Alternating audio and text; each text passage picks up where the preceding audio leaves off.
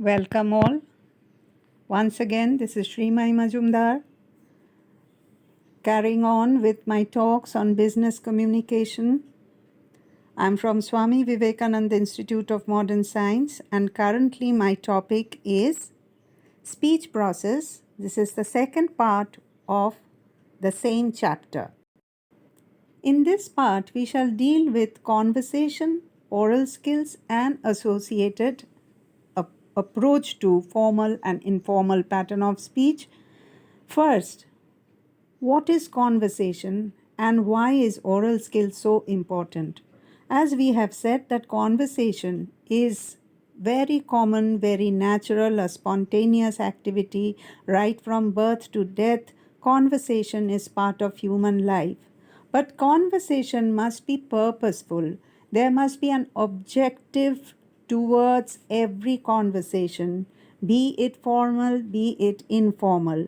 And therefore, to make our speech effective, we must develop certain oral skills. And by oral skills, we shall discuss what are the strategies of good conversation, what skills should we develop to have a proper, successful conversation. We will figure out the types of conversation. One is formal and the other one is informal. Obviously, formal means when we are in the official setup. Informal may be within the four walls of the family or a friendly gathering. It can be a wedding, it can be a party, but there too, there may be a degree of formality in different aspects or different areas. So, what is the difference between formal and informal conversation? The first point, when we make a comparative study, the first point that we have talked about is formal content. Formal content is not casual. Formal content means it has an objective, it has a purpose. There we have to reach a goal through this particular conversation. It can be a meeting, a deal has to be achieved.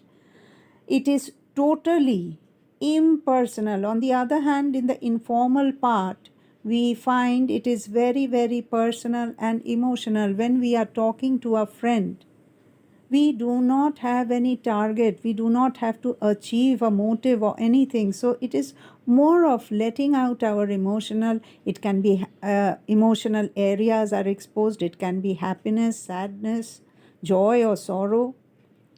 On the formal part, it has to be factual. It is based on fact. Nothing should be personal, nothing should be cooked up. In the other case, in the informal part, it may be factual, it may be personal, it may be a mixture of everyday talk. Therefore, there is no binding on the informal part where one has to be totally factual. The third point says that in the formal area, vocabulary has to be very official, very correct, very perfect. But on the other hand, with a friend, with my parents or my children, or any casual contact, I may use casual vocabulary, everyday vocabulary, which may be loosely set up, which does not specifically, it need not have an objective or a goal. When we talk again about formal patterns, it has fixed norms. What do I mean by norms? It is structured. There are rules about such official talks. On the other hand, in the informal pattern, we do not have such fixed patterns. It is an informal approach. We may just carry on, give a hug, say hello, how are you? I have not seen you for a long time. No, see, these are very, very casual, friendly approach towards friends, but this is not allowed in a formal situation. Formal situation is structured. It has a particular formula. But in informal conversation, it is not structured. It need not follow any formula. Because again, in formal conversation, we have to have an objective. It is always purposeful. We have to reach a goal.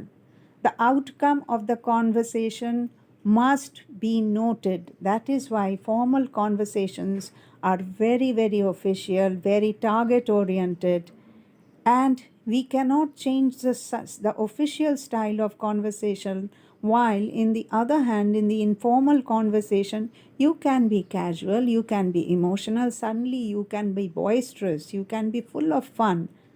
You can change style as per situation, as per the mood of the conversation. And lastly, in the formal conversation, it is organized, it is logical. We do not have loose talk, we do not have off the point talk in a formal conversation. But in an informal conversation where we are with our close mates, it can be objective as well as subjective. By objective, it may be a purposeful conversation. I can have a chat with my friend regarding a film. But the objective is to talk about the film, the pluses and minuses of the film. And as well as we can have subjective views on it. But if we are if we act as a critic of a film, then it has to be absolutely logical and objective. We must keep in mind the milieu in where the milieu or the place where we are talking, where we are conversing, and that will decide whether our talk or our conversation is formal or informal. To make our conversation effective, we must follow these strategies, these formulas. First, be an active listener. By active means you are concentrating on the talk, and you are also an interested listener. Do please have the body language, have the look that you are interested in the other party. Only then you can absorb the talk and in turn react and be a good speaker yourself. If that is so, then one cannot go off the point. He or she becomes an intelligent speaker.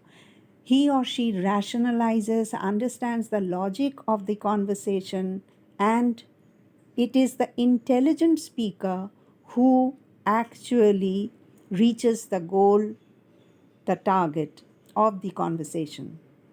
Clarity and simplicity. By clarity, we mean speech should be absolutely clear. It should be simple, it should be understood by all. The language, the expression, the sequence of talk, everything should be absolutely clear and simple for the other party to understand.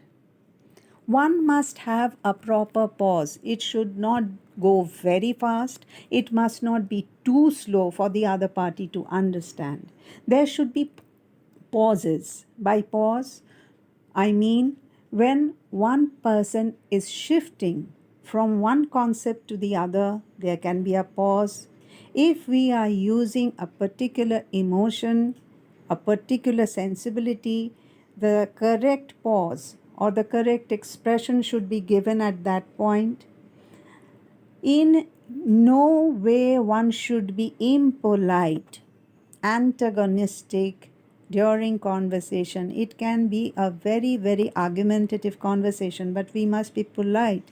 We must be friendly even if we do not agree with the other person's point of view. One has to be positive. What do we mean by positive? Positive is a very, very, what should I say, an optimistic view towards the conversation, that we must remember that we are going to achieve our objective, and with this purpose we lead our conversation. And yet one has to be flexible. If there is antagonism, if there are negatives, then we must be patient. We must deal with those negative ideas patiently. try to make them understand our points of view. We must be tactful and non argumentative. Quarreling or arguments do not fetch any purpose. We cannot reach our objective, our goal through quarrels. Thank you all. In the second part, we had mostly spoken about the formal and informal aspects of conversation and what strategies we should take up to make our conversation successful. Hope you enjoyed the session, and I shall look forward to you all again in the third part. Thank you so much.